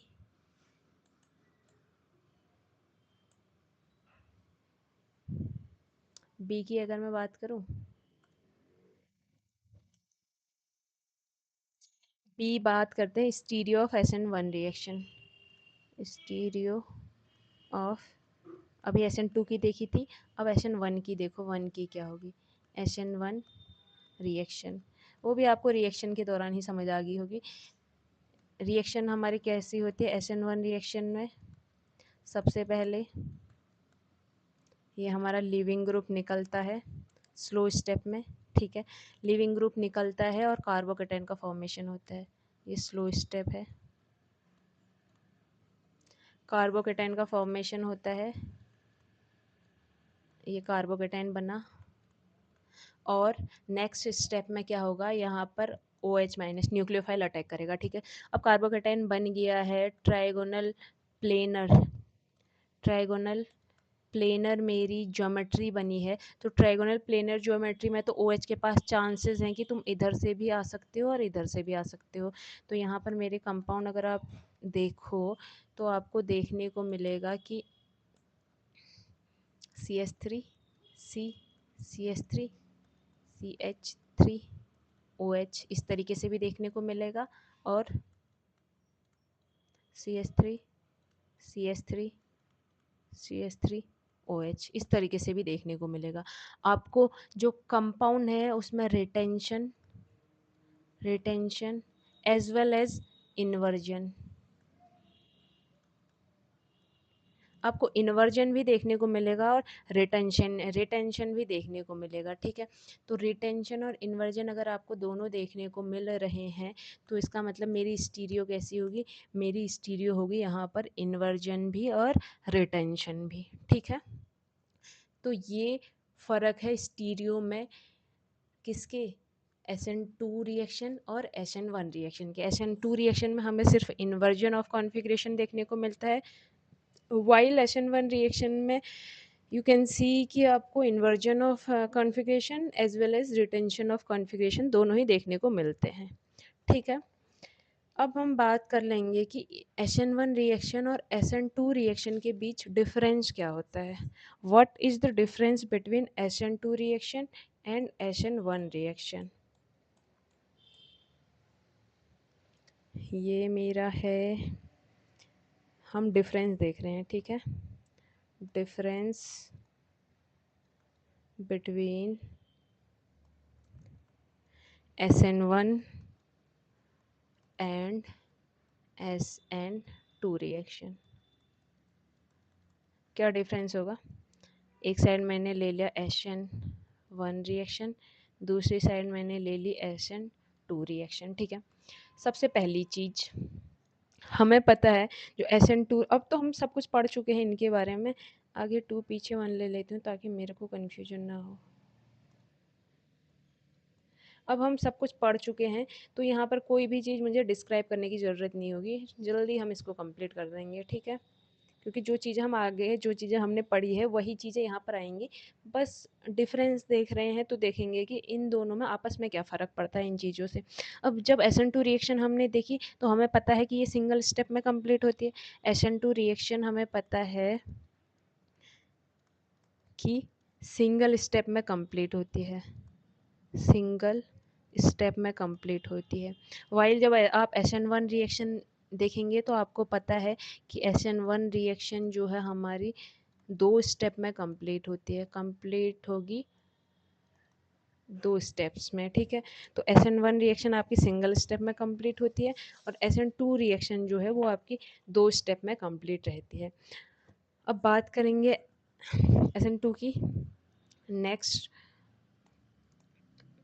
डिफरेंस की। तो SN2 रिएक्शन की मैं बात करूं तो यहाँ पर आपको कोई भी इंटरमीडिएट देखने को नहीं मिलता है, नो इंटरमीडिएट आर फॉर्म, कोई भी इंटरमीडिएट देखने को नहीं मिलेगा, ठीक है। जबकि यहाँ पर आपको इंटरमीडिएट देखने को मिलता है, इंटरमीडिएट देखने को मिलेगा और वो इंटरमीडिएट आपका रहता है कार्बोकैटायन। यहाँ पे आपको ट्रांजिशन स्टेज देखने को मिलती है but transition stage is not intermediate, ठीक है, इंटरमीडिएट नहीं होता है वो। नेक्स्ट थर्ड है कि जो SN2 रिएक्शन होती है उसमें ऑर्डर की जब मैं बात करूँगी, order of reaction that will be equal to 2, while जो SN1 रिएक्शन का ऑर्डर है वो हमारा होता है 1, ठीक है। और SN2 रिएक्शन जो होती है, जब आप SN2 रिएक्शन देखेंगे तो आपको पता चलेगा कि हमारी SN2 रिएक्शन के लिए जो बेस है वो मोर बेसिक होना चाहिए, क्योंकि बेस रेट डिटरमाइनिंग स्टेप यानी कि स्लो स्टेप में पार्टिसिपेट करता है। तो यहाँ पर जो बेस है वो मोर बेसिक होना चाहिए, यानी कि बेस का कंसंट्रेशन ज़्यादा होना चाहिए, कंसंट्रेशन ऑफ बेस पर डिपेंड करती है, ठीक है। बट SN1 रिएक्शन में हमारा जो रेट डिटरमाइनिंग स्टेप होता है उस पर बेस यानी कि न्यूक्लियोफाइल जो है आपका वो रिएक्शन ही नहीं करता, पार्टिसिपेट ही नहीं करता। अगर रिएक्शन न्यूक्लियोफाइल आपका रेट डिटरमाइनिंग स्टेप में पार्टिसिपेट नहीं कर रहा है, इट मीन्स न्यूक्लियोफाइल का रेट पर कोई फ़र्क नहीं पड़ने वाला है। इसका मतलब जो कंसंट्रेशन ऑफ बेस है, बेस का जो कंसंट्रेशन है उस पर हमारी SN1 रिएक्शन डिपेंड नहीं करती है, नॉट डिपेंडेंट, ठीक है, डिपेंड नहीं करती है, ठीक है। नेक्स्ट है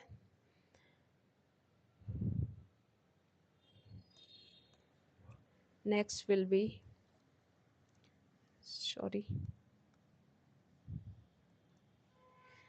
अगला है हमारा कि जो SN2 रिएक्शन है उसमें हमेशा इन्वर्जन ऑफ कॉन्फ़िगरेशन होता है, यानी कि जो कंपाउंड है वो इन्वर्टेड मिलता है आपको, इन्वर्टेड प्रोडक्ट का फॉर्मेशन होता है, प्रोडक्ट का।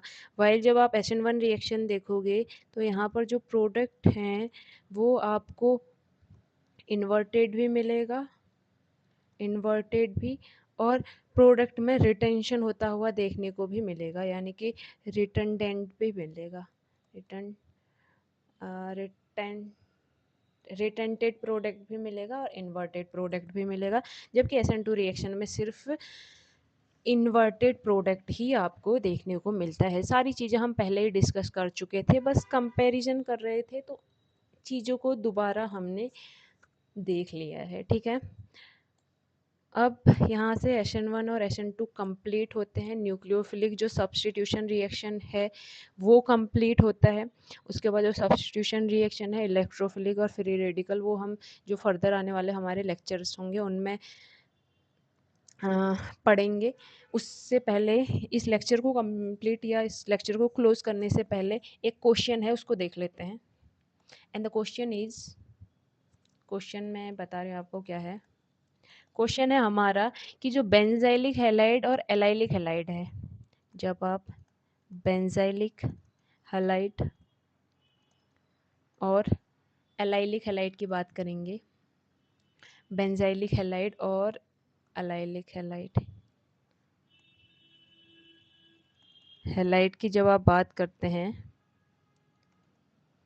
तो ये हमारा SN2 रिएक्शन भी देता है और SN1 रिएक्शन भी देता है, ठीक है। वाइल जब आप बात करेंगे एरिल हैलाइड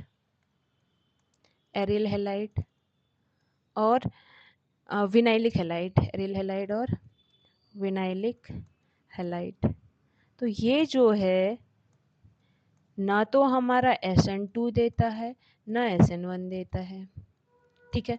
हो क्या रहा है, जो बेंजाइलिक हैलाइड और एलाइलिक हैलाइड है वो तो SN2 भी दे दे रहे हैं, SN1 भी दे दे रहे हैं, जबकि जो एरिल हैलाइड और विनाइलिक हैलाइड है वो ना तो SN2 दे पा रहा है और ना SN1 दे पा रहा है, ठीक है। तो इसके पीछे क्या रीज़न होता है,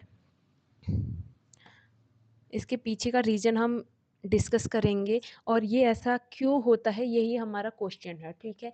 तो क्वेश्चन है कि बेंजाइलिक हैलाइड और एराइलिक हैलाइड SN2 और SN1 दोनों दे रहे हैं, जबकि एरिल हैलाइड और विनाइलिक हैलाइड ना SN2 दे पा रहा है ना SN1 दे पा रहा है। तो इसी को कह रहा है कि भैया एक्सप्लेन करो। ये हमारा जो क्वेश्चन है वो कह रहा है कि आप इसको एक्सप्लेन कर दो। तो सबसे पहले बात करेंगे बेंजाइलिक हैलाइड और एलाइलिक हैलाइड की।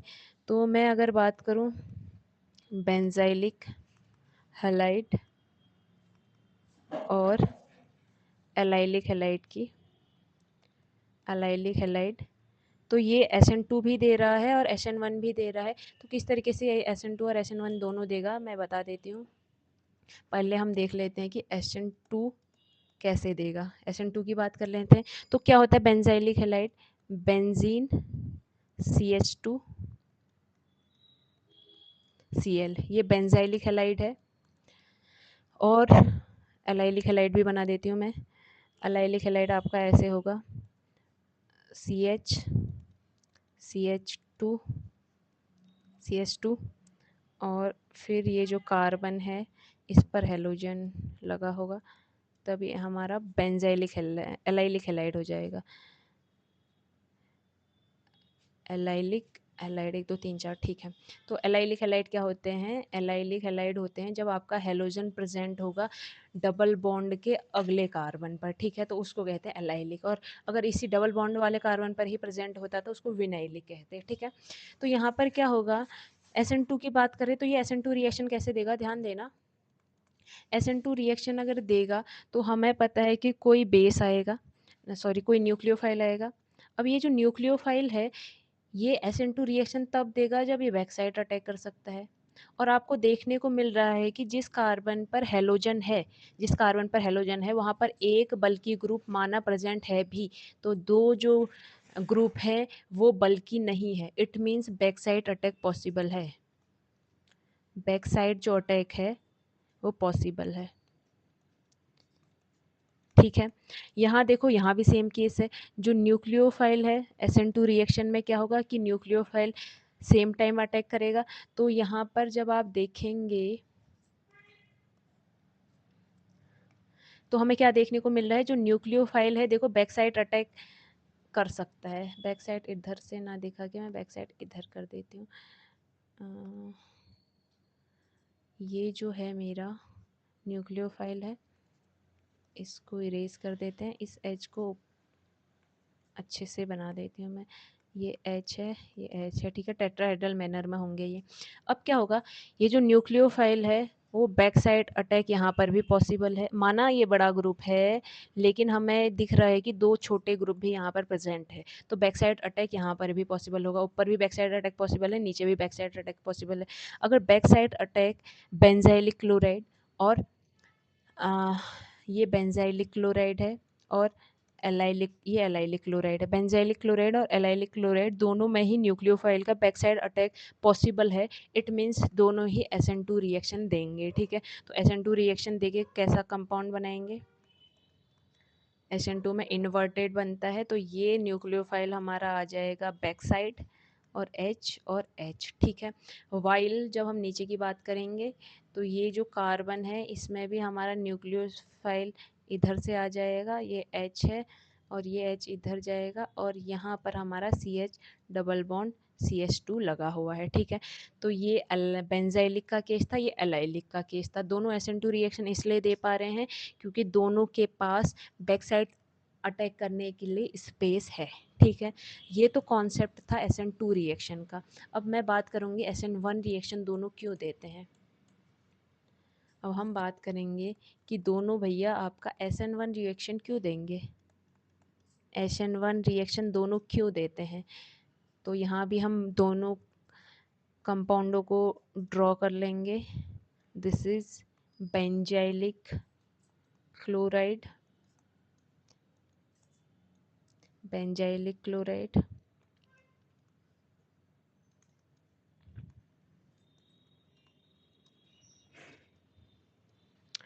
और दूसरा है मेरा विनाइलिक क्लोराइड।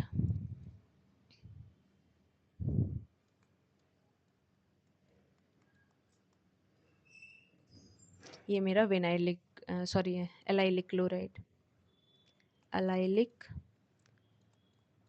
क्लोराइड। अब देखो दोनों रिएक्शन क्यों दे रहे हैं। SN1 रिएक्शन का हमें पता है कि SN1 रिएक्शन के लिए मेन हमने फोकस करना है स्टेबिलिटी ऑफ कार्बोकैटायन में। जो हमारा कार्बोकैटायन बनेगा इसकी स्टेबिलिटी चेक करनी है, ठीक है। अब देखो अगर मैं दोनों कंपाउंड में से Cl को निकालूँ और उसके बाद देखो कि कार्बोकैटायन स्टेबल है या नहीं, तो यहाँ से Cl निकालने के बाद यहाँ कार्बोकैटायन आएगा, यहाँ से Cl निकालने के बाद यहाँ पे कार्बोकैटायन आएगा, ठीक है। अब देखो जो कार्बोकैटायन है इसको स्टेबिलिटी मिलेगी इस रेजोनेंस से। रेजोनेंस से कैसे स्टेबिलिटी मिलेगी, ये जो डबल बॉन्ड है इस साइड ब्रेक होगा, ठीक है। इस साइड ब्रेक होगा तो यहाँ पे डबल बॉन्ड आएगा और यहाँ पॉजिटिव आएगा। अगली बार ये बॉन्ड ब्रेक होगा, फिर ये बॉन्ड ब्रेक होगा। ये चीज़ें हम ऑलरेडी डिस्कस कर चुके हैं रेजोनेंस में, ठीक है। तो ये जो कार्बोकैटायन है इसको रेजोनेंस स्टेबिलिटी मिलती है। रेजोनेंस स्टेबिलिटी या कॉन्जुगेटेड स्टेबिलिटी जिसको हम कहते हैं, वो आपको देखने को मिलेगी, ठीक है। तो यहाँ पर जो बेंजाइलिक क्लोराइड है वो रेजोनेंस से स्टेबल होगा, और यहाँ भी आपको सेम देखने को मिलेगा। ये बॉन्ड अगर इधर ब्रेक करेगा तो प्लस माइनस यहाँ पर डबल बॉन्ड बनाए देंगे, इस पर पॉजिटिव आएगा। इसको भी रेजोनेंस स्टेबिलिटी देखने को मिल रही है, यहाँ पर भी रेजोनेंस स्टेबिलिटी देखने को मिल रही है, ठीक है। तो रेजोनेंस स्टेबिलिटी कभी भी कार्बोकैटायन को बहुत ज़्यादा स्टेबल करता है। तो यहाँ पर हमें इन दोनों ही केस में स्टेबल कार्बोकैटायन देखने को मिलेगा, ठीक है। ये चीज़ हम डिस्कस कर चुके थे रेजोनेंस वाली वीडियो में, ठीक है। रेजोनेंस टॉपिक जब हमने पढ़ा था, तो जो स्टेबल कार्बोकैटायन, अगर ये जो दो कंपाउंड है स्टेबल कार्बोकैटायन दे रहे हैं, तो हमें पता है कि अगर कार्बोकैटायन स्टेबल बनता है या कोई भी रिएक्टेंट स्टेबल कार्बोकैटायन का फॉर्मेशन करता है, इट मीन्स यहाँ पर SN1 रिएक्शन एक्सेलरेट होगी, यानी कि SN1 रिएक्शन देखने को मिलेगी। तो ये जो दोनों कंपाउंड है ये SN1 रिएक्शन इसलिए देते हैं क्योंकि स्टेबल कार्बोकैटायन का फॉर्मेशन कर पाते हैं, और SN2 रिएक्शन इसलिए देते हैं क्योंकि बैक साइड अटैक इन दोनों में ही पॉसिबल है। नाउ अब बात करते हैं जो रेस्ट ऑफ द टॉपिक थे, दो रेस्ट ऑफ द मॉलिक्यूल थे उनकी बात कर रही हूँ। तो रेस्ट मॉलिक्यूल क्या है मेरे, vinylic chloride and aryl chloride, aryl halide. Aryl halide में मैंने एरिल क्लोराइड ले लिया, मतलब जो हमारा बेंजीन था उससे डायरेक्ट अगर मैं क्लोरीन ऐड कर दूँ तो ये हमारा एरिल हेलाइड है।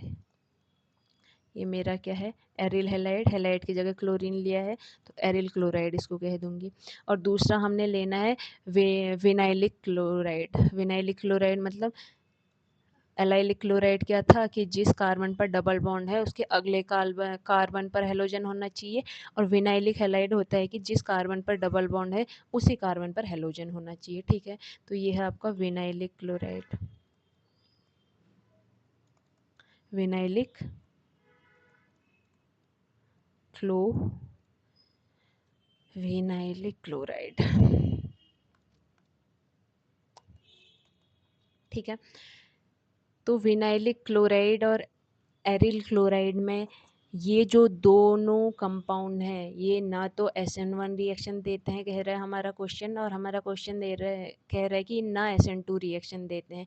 दोनों ही रिएक्शन नहीं देते हैं, इसको एक्सप्लेन करो ऐसा क्यों होता है। तो सबसे पहले मैं SN1 का कॉन्सेप्ट देखूंगी कि क्यों, सॉरी SN2 का कॉन्सेप्ट देखूंगी कि क्यों SN2 नहीं दे रहे हैं। तो SN2 न देने का रीज़न आपको साफ साफ दिख रहा होगा। SN2 के लिए क्या करना पड़ेगा, SN2 के लिए हमें यहाँ पर न्यूक्लियोफाइल है, SN2 के लिए मुझे पता है कि मुझे यहाँ से बैक साइड अटैक कराना पड़ेगा। अब अगर आप इस कार्बन को देखोगे, इसको मैं खोल के लिखूँ तो ये कुछ ऐसा है।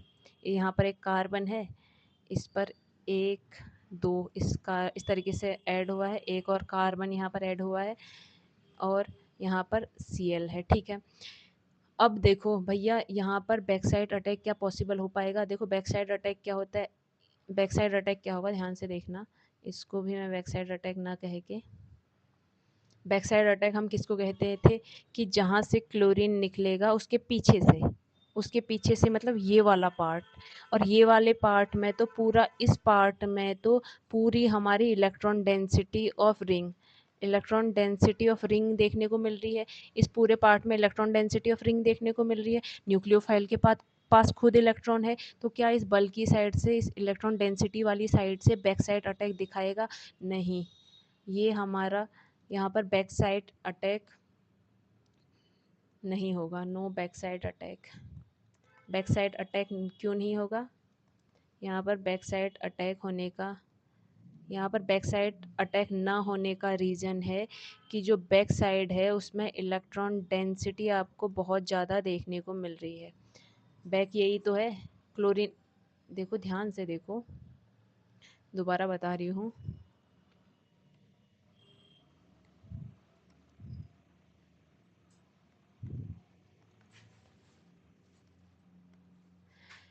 देखना कि बैक साइड अटैक क्या होगा कि यहाँ से क्लोरीन निकलेगा, तो ये है न्यूक्लियोफाइल का बैक साइड अटैक। और इस बैक साइड अटैक में पूरी रिंग देखने को मिल रही है, पूरी रिंग मतलब बहुत ज़्यादा इलेक्ट्रॉन डेंसिटी, और न्यूक्लियोफाइल के पास खुद बहुत ज़्यादा मतलब खुद इलेक्ट्रॉन रिच है, तो इलेक्ट्रॉन इलेक्ट्रॉन रिपल्सन करेंगे, बैक साइड अटैक आपको देखने को नहीं मिलेगा इलेक्ट्रॉन डेंसिटी की वजह से, ठीक है।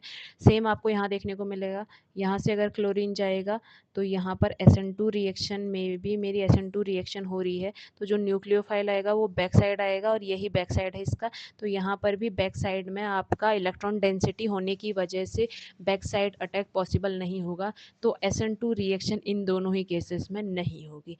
अब SN2 क्यों रिएक्शन क्यों नहीं होगी? क्योंकि बैक साइड अटैक पॉसिबल नहीं हो पा रहा है, क्योंकि बैक साइड में इलेक्ट्रॉन डेंसिटी भरी पड़ी है। ये तो SN2 का रीज़न था, लेकिन SN1 रिएक्शन क्यों नहीं हो रही है? SN1 रिएक्शन क्यों नहीं हो रही है उसका भी रीज़न दे देंगे हम। SN1 रिएक्शन क्यों नहीं होती है हमारी? क्योंकि ये मेरा एरिल क्लोराइड था, this is our aryl chloride, and ये मेरा है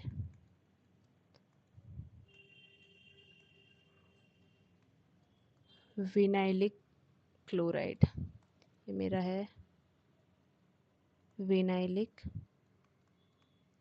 क्लोराइड, ठीक है। अब यहाँ पर होगा क्या, ध्यान देना, जो एरिल क्लोराइड है हमारा, अगर ये मेरा SN1 रिएक्शन देगा तो इट मीन्स यहाँ से लीविंग ग्रुप निकलेगा और इस तरीके का कार्बोकैटायन हमें देखने को मिलेगा। SN1 रिएक्शन में तो यही होता है, पहले लीविंग ग्रुप निकलता है और हमें कार्बोकैटायन देखने को मिलता है, फर्स्ट स्टेप ऐसे ही होता है ना SN1 रिएक्शन का। तो यहाँ पर मुझे क्या देखने को मिलेगा, ये वाला कार्बोकैटायन, ठीक है। अब ये जो कार्बोकैटायन है, जब इस कार्बोकैटायन को आप देखेंगे तो ये कार्बोकैटायन आपको sp कार्बोकैटायन दे sp कार्बोकैटायन देखने को मिलेगा, यहाँ से S यहाँ से P, ठीक है। इस केस में भी sp कार्बोकैटायन ही है, sp कार्बोकैटायन। अब अगर आपको याद होगा, क्लास हमने पढ़ी थी, कौन सी क्लास पढ़ी थी जहाँ पे हम कार्बोकैटायन की स्टेबिलिटी देख रहे थे इंडक्टिव इफेक्ट में। वहाँ पर हमने एक और चीज़ बताई थी कि अगर हाइब्रिडाइजेशन का केस आता है तो उस केस में कार्बोकैटायन की स्टेबिलिटी थोड़ी सी वेरी करती है। क्या वहाँ पर चेंजेस देखने को मिलते हैं कि जैसे जैसे S कैरेक्टर बढ़ता है वैसे वैसे वैसे हमारी इलेक्ट्रोनेगेटिविटी पावर बढ़ती है, इसकी इलेक्ट्रॉन विड्रॉइंग पावर इंक्रीज करती है, और इलेक्ट्रॉन विड्रॉइंग पावर इंक्रीज करेगी तो ये इलेक्ट्रॉन डेफिशिएंसी को और बढ़ाएगा, यानी कि पॉजिटिव चार्ज को और बढ़ाएगा। ये हम पहले ही ऑलरेडी पढ़ चुके हैं, तभी मैं शॉर्ट में बता रही हूँ, ठीक है। तो होगा क्या, देखो ये कार्बन है, ध्यान देना, ये भी कार्बन है, ये भी कार्बन है, इंडक्टिव इफेक्ट के थ्रू मैं बता रही हूँ, इंडक्टिव इफेक्ट के थ्रू ठीक है। अब मुझे पता है ये जो कार्बन है, इस कार्बन को जब आप देखोगे, इस पर एक हाइड्रोजन प्रेजेंट है, ये कार्बन है sp2, और ये जो कार्बन है ये भी आपका sp2 है, ठीक है। अब यहाँ पर s कैरेक्टर आपको नॉर्मली अगर आप देखते हैं sp3, तो sp3 इलेक्ट्रॉन देता है, क्यों? क्योंकि वहाँ पर s कैरेक्टर कम होता है, यहाँ पर s कैरेक्टर ओनली 25% होता है, लेकिन इसमें आप s कैरेक्टर देखोगे तो ये 33.33% होगा, यहाँ भी s कैरेक्टर देखोगे तो 33.33% होगा। अब यहाँ पर s कैरेक्टर बड़ा है, पहले के कंपैरिजन में s कैरेक्टर बड़ा है। एस कैरेक्टर बड़ा है तो एस क्योंकि न्यूक्लियस के पास में होता है, एस हमें पता है न्यूक्लियस के सबसे नज़दीक एस होता है, न्यूक्लियस इलेक्ट्रॉन खींचेगा तो एस से ही खींचेगा, एस खींचेगा तो अपने बगल वाले से खींचेगा। अब एस कैरेक्टर ज़्यादा है तो ज़्यादा खींचेगा, ज़्यादा खींचेगा तो बगल में इलेक्ट्रॉन डेफिशिएंसी इंक्रीज करेगा, बगल में अगर पॉजिटिव चार्ज होगा तो उसको बहुत ज़्यादा बढ़ाएगा, अगर नेगेटिव चार्ज होगा तो वहाँ से इलेक्ट्रॉन लेगा, और नेगेटिव चार्ज कम होगा यानी कि स्टेबलाइज होगा, लेकिन पॉजिटिव चार्ज होगा, इलेक्ट्रॉन की डेफिशिएंसी होगी, तो उसको एस कैरेक्टर हमेशा और इंक्रीज करेगा, ठीक है। तो यहाँ पर एस कैरेक्टर बढ़ने की वजह से ये बगल के जो इलेक्ट्रॉन, बगल से इलेक्ट्रॉन खींचता है, बगल से इलेक्ट्रॉन खींचेगा, तो यहाँ पे ऑलरेडी इलेक्ट्रॉन डेफिशिएंसी थी, पॉजिटिव चार्ज था, अब ये पॉजिटिव चार्ज और बढ़ेगा, इसका मतलब कार्बोकेटन बढ़ रहा है, पॉजिटिव चार्ज बढ़ रहा है, तो स्टेबिलिटी ऑफ कार्बोकेटन कम हो जाएगी, कार्बोकेटन की स्टेबिलिटी कम हो जाएगी। सेम ऐसा केस यहाँ होगा, यहाँ पर भी इलेक्ट्रॉन डेंस एस कैरेक्टर ज़्यादा हो गया है, तो एस कैरेक्टर इसका ज़्यादा होगा तो इसकी इलेक्ट्रॉन नेगेटिव पावर बढ़ जाएगी, बॉन्ड के इलेक्ट्रॉनों को अपनी तरफ खींचेगा, अपनी तरफ खींचेगा तो बगल में इलेक्ट्रॉन डेफिशिएंसी को और बढ़ाएगा, पॉजिटिव चार्ज को और बढ़ाएगा, और चार्ज कभी भी बढ़ रहा होगा तो स्टेबिलिटी हमेशा कम होगी, चार्ज जहाँ पर बढ़ता है उसकी स्टेबिलिटी हमेशा कम रहती है, तो स्टेबिलिटी कम हो जाएगी, ठीक है। तो दोनों ही केसेस में आप देखेंगे कि जो कार्बोकैटायन है उसकी स्टेबिलिटी कम होते हुए देखने को मिल रही है। इस पर्टिकुलर एग्जाम्पल में हाइब्रिडाइजेशन का हमने केस लिया है, जहाँ पर एस जो हमारा ऑर्बिटल होता है वो न्यूक्लियस के बहुत पास होता है, और न्यूक्लियस का काम है इलेक्ट्रॉन खींचना, एस सबसे पास होगा तो एस से खींचेगा, एस से खींचेगा तो एस भैया दूसरे से खींचेगा, इसका मतलब एस कैरेक्टर जहाँ पर जितना ज़्यादा होगा वो इलेक्ट्रॉन उतनी तेज़ी से खींचेगा और बगल में इलेक्ट्रॉन डेफिशिएंसी करेगा, तो यहाँ भी एस कैरेक्टर हमें बढ़ते हुए देखने को मिल रहा है, तो वो बगल में इलेक्ट्रॉन डेफिशिएंसी कर रहा है, यानी कि पॉजिटिव चार्ज को और बढ़ा रहा है, इट मीन्स इलेक्ट्रॉन डेफिशिएंसी जो है एडजेसेंट कार्बन यानी कि कार्बोकैटायन वाले कार्बन पर और ज़्यादा बढ़ेगी, और अगर कहीं पर इलेक्ट्रॉन डेफिशिएंसी बढ़ रही है यानी कि पॉजिटिव चार्ज बढ़ेगा, और पॉजिटिव चार्ज बढ़ेगा तो स्टेबिलिटी कम होगी, स्टेबिलिटी कम होगी तो इसका मतलब ये SN1 रिएक्शन नहीं देना चाहेगा, क्योंकि इस SN1 रिएक्शन के लिए फर्स्ट कंडीशन हमारी है कि कार्बोकेटायन स्टेबल बनना चाहिए, इसमें कार्बोकेटायन स्टेबल बन रहा है नहीं, इसमें अगर कार्बोकेटायन स्टेबल नहीं बन रहा है तो इसका मतलब ये SN1 रिएक्शन नहीं देगा, दोनों ही एरिल क्लोराइड और विनाइलिक क्लोराइड दोनों ही SN1 रिएक्शन नहीं देंगे, और दोनों ही SN2 रिएक्शन भी नहीं देंगे, उसका रीज़न भी हमने देख लिया, क्योंकि दोनों ही बैक साइड अटैक दोनों में पॉसिबल नहीं है, ठीक है। तो इस तरीके से जो हमारा क्वेश्चन था उसको हमने एक्सप्लेन कर दिया है कि क्यों बेंजाइलिक जो क्लोराइड है या बेंजाइलिक हैलाइड है और एलाइलिक हैलाइड दोनों रिएक्शन देते हैं, क्यों? क्योंकि यहाँ पर SN2 के लिए बैकसाइड अटैक भी पॉसिबल होता है, SN1 के लिए कार्बोकेटायन भी स्टेबल होता है, वाइल एरिल हैलाइड और विनाइलिक हैलाइड ना SN2 देते हैं ना SN1, क्योंकि SN2 के लिए बैक साइड अटैक भी यहाँ पर पॉसिबल नहीं हो पाता है, और ना SN1 के लिए कार्बोकेटायन स्टेबल बन पाता है, ठीक है। तो ये था इस पर्टिकुलर क्वेश्चन का एक्सप्लेनेशन, और इस तरीके से कोई भी क्वेश्चन आपका बनता है तो अब आपको चीज़ें समझ आ गई होंगी, और कौन SN1 देगा, कौन SN2 देगा, कौन क्यों नहीं देगा, ठीक है। तो इस लेक्चर में इतना ही रखते हैं, बाकी जो आने वाले टॉपिक हैं यानी कि नेक्स्ट टाइप के जो सब्स्टिट्यूशन रिएक्शन है वो हम नेक्स्ट लेक्चर में डिस्कस करेंगे, आज अभी के लिए इस लेक्चर के लिए इतना ही, thank you so much, bye.